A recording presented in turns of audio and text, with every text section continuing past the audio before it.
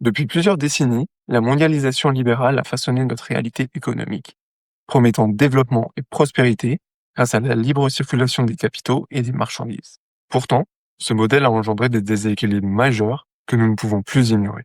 Et c'est précisément ce qu'a décidé de remettre en question Donald Trump en annonçant des taxes massives sur les importations. Mais est-ce vraiment la solution? Quelles conséquences aura cette politique sur l'économie mondiale? Et surtout, est-ce que cette remise en cause ne serait pas l'occasion de repenser une mondialisation plus équilibrée? Dans cette vidéo, nous allons examiner les défis de la mondialisation actuelle, la stratégie de Trump face au déficit américain, et surtout, restez bien jusqu'à la fin, parce qu'on va voir ensemble les voies possibles vers une mondialisation plus régulée et juste qui profiterait à tous. Commençons par les faits qui expliquent l'urgence américaine à agir. Les États-Unis font face à deux problèmes financiers majeurs. Leur déficit commercial et leur balance des paiements négative sont la conséquence de leur déclin sur la scène internationale. Le déficit américain atteint 1830 milliards de dollars par an, soit 6,4% du PIB. En termes simples, la dette américaine augmente de 5 milliards de dollars par jour. Pour mettre ça en perspective, ça signifie que pour chaque Américain, la dette augmente de 15 dollars par jour. De prime abord, ça peut sembler peu, mais en 100 jours, cela signifie que pour chaque Américain, la dette s'accroît de 1500 dollars. Et ça, c'est uniquement le déficit annuel. Mais l'ensemble de ces déficits a porté la dette à 34 000 milliards de dollars, soit 123% du PIB. Ce qui représente pour chaque Américain 100 000 dollars de dette. Ramené à une famille de 4 personnes avec 2 adultes et 2 enfants, ça signifie 400 000 dollars de dette qui augmente de 6 000 dollars tous les 100 jours. C'est absolument colossal. Parallèlement, le déficit de leur balance des paiements s'élève à 1130 milliards de dollars en 2024. Pour rappel, la balance des paiements est un document comptable qui recense toutes les transactions entre un pays et le reste du monde sur une période donnée, généralement 1 an. Pour faire simple, qui doit quoi à qui? Concrètement, ça signifie que les États-Unis doivent 3,9% de leur PIB au reste du monde. Ces déficits révèlent un système commercial profondément déséquilibré, où certains pays, à l'image de la Chine, de l'Allemagne ou du Japon, accumulent des excédents pharaoniques, tandis que les États-Unis s'enfoncent dans le rouge. Les conséquences? Rien que pour payer les intérêts de sa dette, les États-Unis dépensent 950 milliards de dollars annuellement, soit plus que le budget de la défense américaine, qui est de 880 milliards. Et pendant ce temps, les inégalités explosent. Selon une étude de Moody's Analytics, les 10% les plus riches représentent 50% de la consommation américaine, alors qu'il y a 30 ans, cela représentait seulement 36%. Et puisque la consommation américaine représente 70% du PIB, tout ralentissement risque de plonger l'économie américaine en récession. Face à cette situation alarmante, les tentatives d'économie restent marginales. Elon Musk, qui est chargé de trouver des économies à la tête du Doge, n'a pu identifier que 140 milliards d'économies. Une goutte d'eau face aux 950 milliards de déficit. Comme le montre ce graphique, le déclin relatif de la puissance américaine est inacceptable pour une nation habituée à dominer. Make America Great Again n'est pas qu'un slogan, c'est l'expression d'une angoisse profonde face à un monde qui change. Et qu'est-ce que la réponse de Trump face à tous ces changements? Un protectionnisme massif, avec des droits de douane de 10% sur toutes les importations mondiales, jusqu'à 145% sur les produits chinois, et encore bien d'autres annoncés lors du Liberation Day du 2 avril. Cette approche trahit une vision mercantiliste du commerce, où chaque pays cherche à maximiser ses exportations et minimiser ses importations. Mais pour beaucoup d'économistes, c'est une vision obsolète, surtout à l'ère des chaînes de valeur mondiales.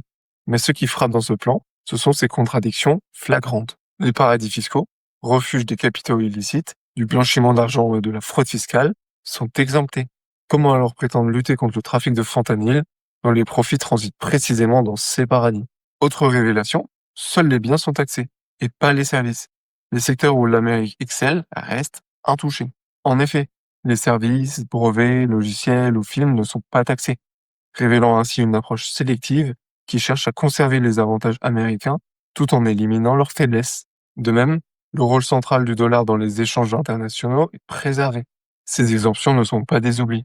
Elles révèlent la stratégie non pas de rééquilibrer le commerce mondial, mais de renforcer l'hégémonie américaine en taxant ce qu'ils importent et en conservant leurs points forts. C'est un pari risqué qui repose sur une hypothèse audacieuse, que les États-Unis puissent imposer unilatéralement au reste du monde leurs conditions sans susciter de représailles destructrices. Les conséquences de cette politique dépasseront largement les frontières américaines. Ces taxes frapperont d'abord les consommateurs américains, et particulièrement les plus modestes, qui sont majoritairement les électeurs de Trump. L'inflation risque de s'accélérer, forçant la Fed à maintenir des taux élevés qui freineront encore davantage l'économie. Sur la scène internationale, une guerre commerciale est pratiquement inévitable. La Chine a déjà annoncé ses mesures de rétorsion. Le Canada et l'Europe menacent d'imposer leurs propres taxes en réaction. Mais le problème le plus fondamental de cette stratégie est qu'elle ignore les réalités du commerce mondial, l'interconnexion complexe des chaînes de valeur. Prenons l'exemple de l'iPhone. Bien qu'étiqueté Made in China et taxé à 145%, sa valeur ajoutée chinoise représente qu'une fraction de son prix. La majorité de sa valeur ajoutée vient de la conception américaine et des composants japonais et taïwanais. La Chine n'est qu'un maillon d'assemblage dans une chaîne mondiale. De même, l'industrie du textile du Bangladesh, taxée à hauteur de 37%, utilise du coton américain, des colorants européens et des machines occidentales.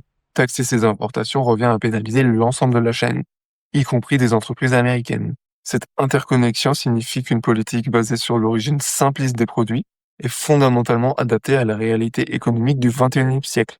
Elle risque de détruire des écosystèmes industriels complexes au détriment de tous, y compris des entreprises américaines. Cette politique a aussi une conséquence directe sur les marchés financiers.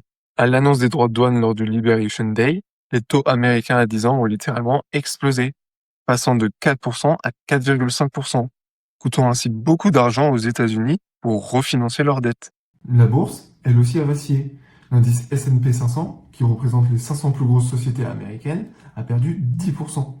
Les Américains étant dépendants de la bourse pour leur retraite, cette baisse est brutale.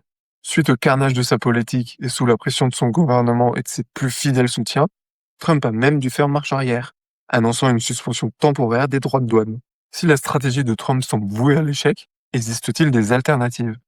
Heureusement, l'histoire et la réflexion économique nous montrent qu'il y a des pistes prometteuses. Une solution ambitieuse nécessiterait une conférence internationale dans l'esprit de celle de Bretton Woods de 1944, visant à refonder entièrement le système financier international autour d'une mondialisation régulée, orientée vers un progrès social partagé. Plusieurs mesures concrètes pour reformer les piliers de cette nouvelle architecture. D'abord, l'élimination des paradis fiscaux, qui permettent l'évasion fiscale et le blanchiment d'argent. Ce serait autant de rentrées d'argent pour les pays occidentaux et moins de pression fiscale sur les classes moyennes. Ensuite, mettre en place une gouvernance mondiale véritablement inclusive, associant pays riches et pauvres dans la prise de décision, et pas uniquement les grandes puissances. Troisièmement, l'abandon progressif du rôle central du dollar dans les échanges commerciaux. Son utilisation comme une arme géopolitique a érodé la confiance dans ce pilier du système financier international, d'où la volonté des BRICS de créer une monnaie commune pour s'en passer. Enfin, une taxation des pays structurellement excédentaires. Cette idée, proposée par la France en 1944, pourrait être reconsidérée. Un excédent commercial structurel signifie souvent qu'un pays exporte son chômage ou fait preuve d'impérialisme commercial. Cette taxe fonctionnerait comme un mécanisme incitatif. Les pays excédentaires auraient le choix entre faire profiter leur population des gains de productivité ou voir une partie de leur excédent taxé au profit de projets internationaux. Contrairement aux taxes de Trump qui ne profitent à personne, y compris les États-Unis, les produits de cette taxe seraient affectés à des projets de développement durable, écologique ou sociaux et administrés par une gouvernance partagée.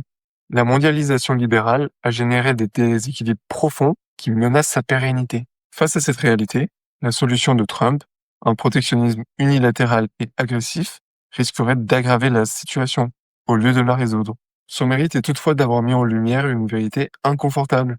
Le statu quo n'est plus tenable. Comme dirait Macron à propos de Trump, au fond, le constat américain est un bon constat, la réponse est mauvaise. les déséquilibres actuels nourrissent le sentiment d'injustice, alimentent le populisme, fragilisent les démocraties et l'économie mondiale. Mais plutôt qu'une approche conflictuelle, c'est vers une refondation concertée du système commercial que nous devrions nous tourner. Une mondialisation régulée pourrait offrir une voie médiane entre le libre-échange débridé et le protectionnisme destructeur. Cette vision n'est pas utopique. L'après-guerre a montré qu'il est possible de construire un ordre économique alliant ouverture commerciale et progrès social. Les 30 Glorieuses en sont le parfait exemple. La question n'est donc pas de savoir si la mondialisation va continuer, mais plutôt de savoir quelle mondialisation est-ce qu'on veut. Une mondialisation au service de quelques-uns ou une mondialisation bénéfique au plus grand nombre. Et vous, Quelle mondialisation souhaitez-vous pour demain? Laissez-moi ça en commentaire. N'oubliez pas de liker et partager cette vidéo à vos amis qui sont comme Trump. Merci d'avoir regardé et à très bientôt.